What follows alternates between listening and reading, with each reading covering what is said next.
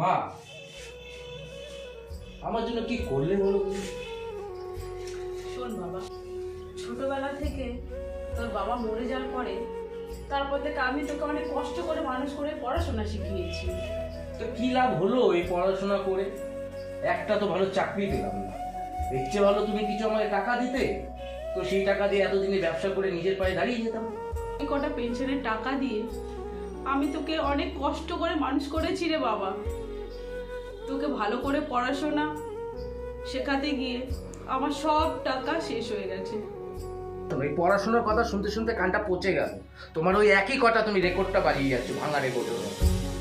তুই আমাকে একটু মুক্তি দে। হ্যাঁ হ্যাঁ হ্যাঁ, তোমাকে তাই দেবো। আগে টাকাটা হাতে পাই, তারপর তোমায় মুক্তি দেবো।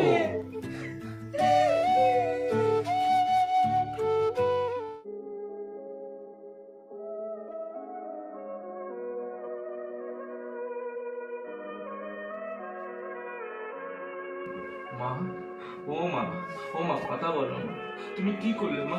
সামান্য কিছু টাকা চেয়েছি বললে মা তুমি এরকম করলে?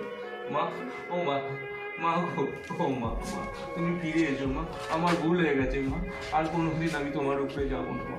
ফিরে এসো মা, ও মা, মা ফিরে এসো।